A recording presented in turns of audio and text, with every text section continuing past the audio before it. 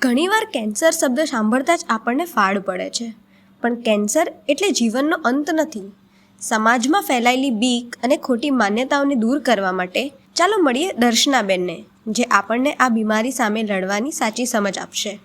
કોઈ ગણ કે સોચો છે કે કોઈ ચાંદુ છે કે કંઈ પણ એ લાંબા સમય સુધી રહેતું હોય તો કદાચ મને કેન્સર હોઈ શકે છે. આ વાત મનમાં આવી છે. દુનિયાનો ક્રમ છે કે કોઈ પણ વસ્તુનો સ્વીકાર કરીએ તો આપણાથી દૂર જાય, પણ આપણે એનાથી દૂર જઈએ તે આપણી પાછળ આવે.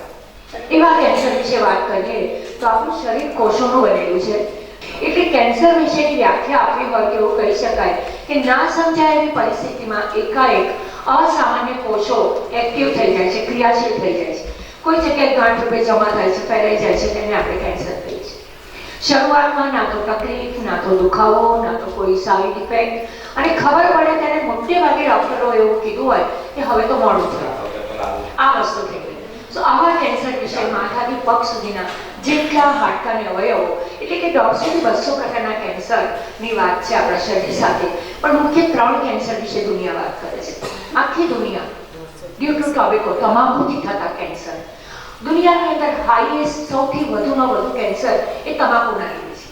ખાઓ પીઓ કે સૂંઘો કોઈ બી રીતે શરીરમાં જાય છે ત્યાંથી થતા કેન્સરને આપણે નકારી ના શકીએ. બીજા 2 મુખ્ય કેન્સર, વિમેન્સ કોમન કેન્સર, સ્ત્રીઓના કેન્સર, સ્તન કેન્સર, ગર્ભાશયના મુખનું કેન્સર. આ 2 મુખ્ય કેન્સર છે. તમાકુ વિશે તો તમને ખ્યાલ છે, પણ તે છતાંય 4 વાક્યોમાં વાત કરી દઉં કે તમાકુનો અર્થ ખબર છે? તમાકુ એટલે તમાકુ, તેનો શું અર્થ હોય? હું કહું છું. મારા હાથમાં બીડી હોય એના કરતાં સિગારેટ હોય તો સ્ટાઇલ લાગે કે હા મેડમના હાથમાં સિગારેટ છે, શું સ્ટાઇલ છે. હમણાં બીડી ફૂંકો તો પૈસા શું ફૂંકે છે, નથી જોવું સામે, આવું થાય ને મેડમ. આવી ઓછામાં ઓછી કિંમતનું સિગારેટનું પેકેટ, 100 રૂપિયાનું એક પેકેટ.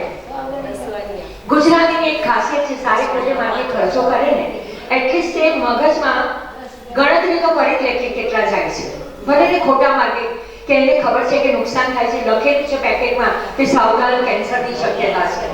અને હા, સમયસર કેન્સરની તપાસ કરવામાં આવે તો તેનો સાચો ઈલાજ છે જ. ડર છોડો અને જાગૃત બનો.